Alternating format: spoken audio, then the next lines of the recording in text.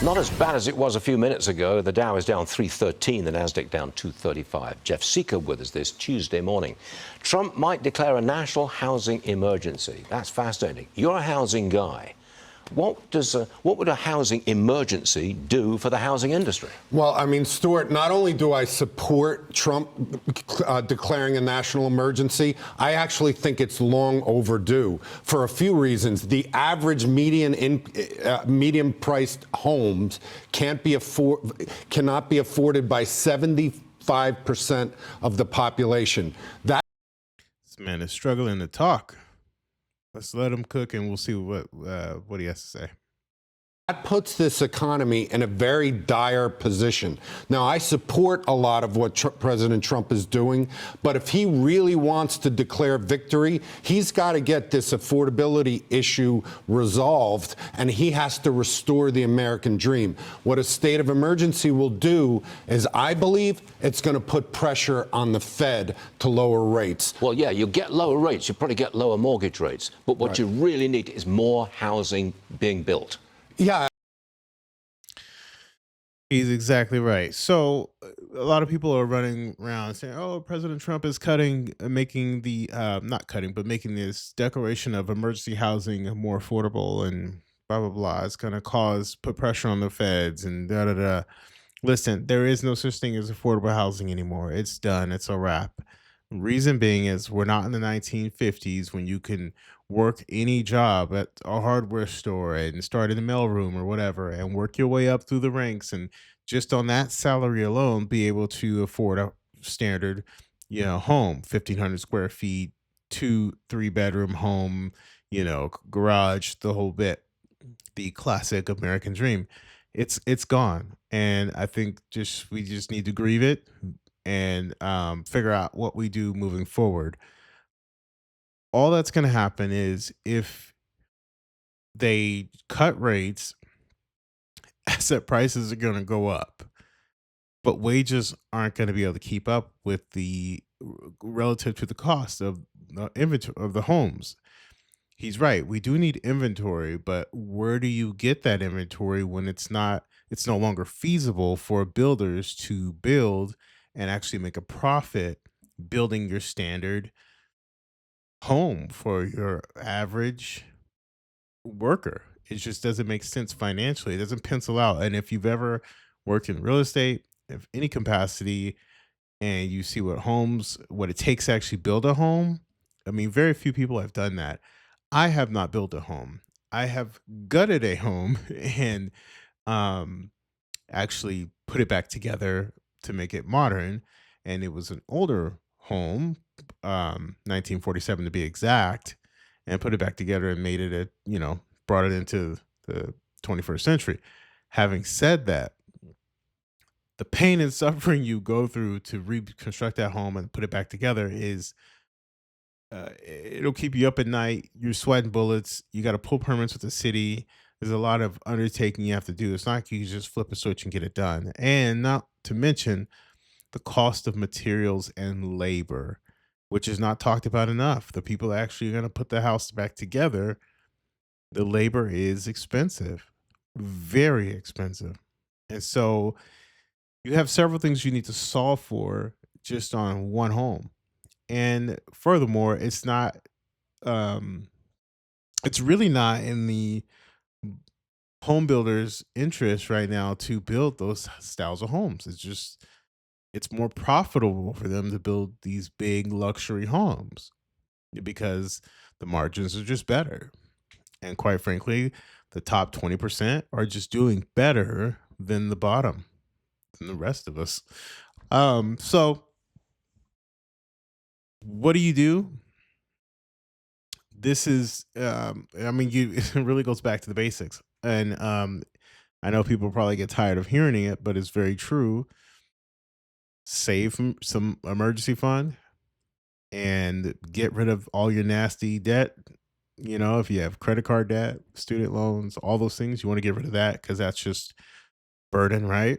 I have some debt that I'm working through, and you got to save, and working a good job is no longer enough, especially if you pile on kids and the family and the whole nine. Now you have to really buckle up and get a side hustle or two and find ways to create revenue outside of your day job. And if there's two-person, a couple or whatever, well, that takes two of you to do the same thing. Unless you are a part of that top high earners and you have no debt and all that stuff, then you're fine. But the majority of people don't fit that category. Not everyone is making, those, or not everyone has those jobs. And then you have an inventory problem on top of that. Everyone says, well, inventory is high. Yeah, but it's not the inventory that we need. We need that standard small 3 bedroom, 2 bathroom house, um, that starter home, and that those just don't exist. And the people that are in them, those people have record low mortgage rates because everyone refinanced back in 2020, 2021. And so if you have a 3% interest rate, you're not leaving. That home is an asset. So it then becomes a rental. Like my property that I purchased, multifamily, I couldn't afford to purchase that today, even if I wanted to, just because that's how much it has went up and inflated. Now you say, well, if it's inflated, it's going to pop and we're going to crash and we'll go back 2008. No, that's not the case. Why? Because you have a lack of inventory. So you can turn around and rent it out, which I have done and doing, and it's just fine. And because you have a low interest rate, you're able to keep your rents at a reasonable price to where people aren't getting the life choked out of them just to live. So it's a layered situation, and I don't even claim to have all the answers because it's just a lot of moving parts here. But you have to be careful what you wish for here. And before we go any further, please don't forget to like and subscribe. I'm going to be talking a lot about this and trying to break this down and give you my insights on it, just because there's a lot and it's a lot of moving parts here. But I think it's worth having the conversation about because once again, like I always say, usually when you hear it in the news, it's probably too late. Um, and I'm not trying to, be a Debbie Downer here, but we got to be realistic and look at it like it really is. So let's see what else he has to say.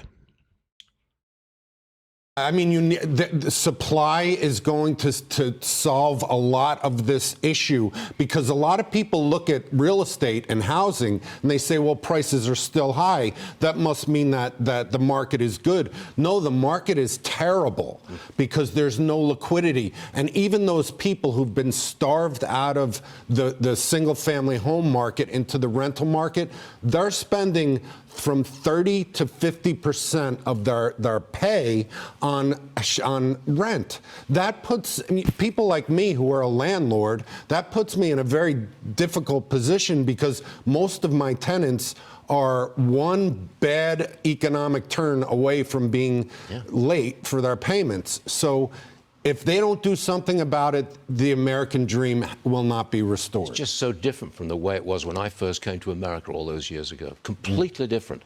Middle-class people could afford their first home back in the day. Right. Now they can't. Well, and not only that is middle-class people could afford a home, but they could also afford to live. Yeah. Because debt is become so prevalent that it's put a lot of people back on their heels, not spending money. We need everything to change to declare victory. Jeff. Yeah, I don't see it. I don't see it. I wish I had better news. I wish I was telling you that I do see it, but I don't. It's very complex, and I'm going to again talk more about it. But essentially, lowering the rates is not going to help.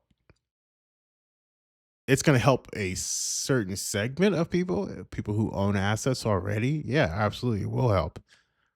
And you say this is a problem. People will vote for the politicians. Either side, this is doesn't matter, and they'll say, "Why aren't you fix it? We want you to fix it because there's an uproar, right? People, affordability is not there and things of that nature."